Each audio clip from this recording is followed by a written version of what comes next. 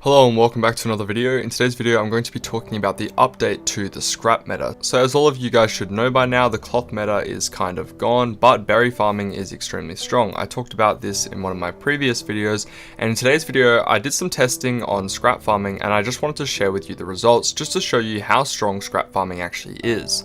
Specifically for the scrap tea, you only need to have the yellow and white berry, and because crossbreeding berries is as easy as hemp was, and you can crossbreed simultaneously, it doesn't take that long in order to get the perfect gene. And after my calculations on a previous video, you should now know that the perfect gene XXXY gives 3.51 berries per hour.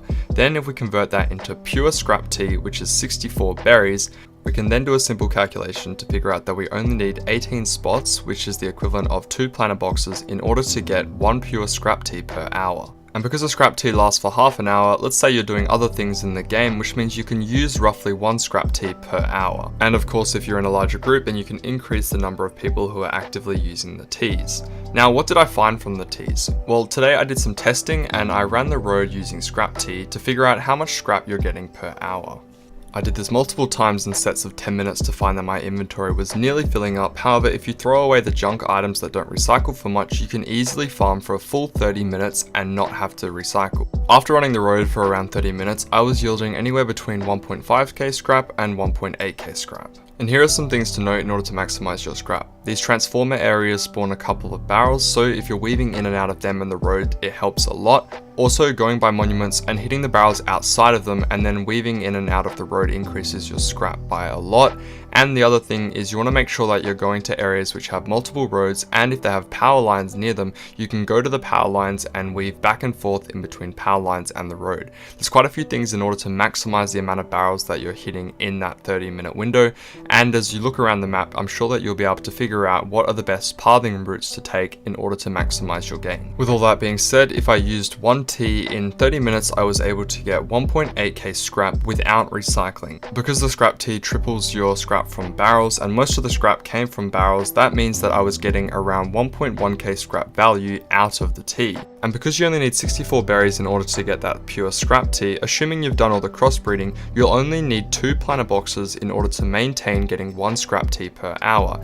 And using this method, that means that every hour you can yield 1.8k scrap, and then after recycling, it should be closer to around 2.5k plus all the high qual and other components that you get alongside it. Now that's only for farming half an hour directly and obviously picking your plants when they spawn. And of course you have to leave time to recycle and also run back to your base, which probably leaves you around 10 minutes free time in the rest of the hour in order to do other things such as base upgrades or maybe just go farm some nodes. Another thing that I wanted to mention is that a lot of monuments spawn with barrels on the outside. As you can see here, I'm running around mill tunnels farming up all the barrels. I did this in order to find testings to see if it's as viable as hitting the road. My final testings conclude that it's not, except for the one monument, which is Giant Excavator. Because Giant Excavator has so many barrels on the back end of it, you can farm it at a rate which is very comparable to the road. Which means that if you're farming the back of Excavator then running to the road and repeating this process, you can stay in the general area and maintain a very high scrap per hour. The final thing I wanted to mention is a huge disclaimer goes out to say that I have no competition. You won't be able to get away with this on high-pop servers during peak time, obviously, but it's something to keep in mind. The numbers I'm giving you are an absolute maximum, but it does go to show that with just 2 planter boxes, you can generate yourself a little over $1,000 of scrap every half an hour to an hour, which is an insane amount of scrap to boost to your wipe, and if you want, you can also create the other teas, which can be helpful in their own situation. However, obviously scrap is the #1 thing that most people are concerned with, so I wanted to show you how powerful the scrap teas actually are. And I know that this is nowhere near as strong as before with hemp farming because you could just sit AFK and get thousands of scrap that way, but to put it into perspective, to get 1,000 scrap per hour with the hemp farm, you need to have around 25 planter boxes. If you do this method, you can do it with only 2. That's an insane difference, although obviously the costs come at the risk of going outside and farming, and also the extra chore of having to actually hit barrels yourself. And again, just reminding you that these numbers came from a private server. Don't expect to get anywhere near what I'm getting if you've got competition. However, it's definitely something that you can use in order to justify berry farming. One quick thing that I also didn't mention is that if you use a horse, you can carry more items and you can go a little bit quicker. So you could probably even get a little bit more scrap than I mentioned. If you have any questions about my methods or testing, feel free to let me know in the comments below. Thank you so much for watching this video, and as always, I will see you in the next one.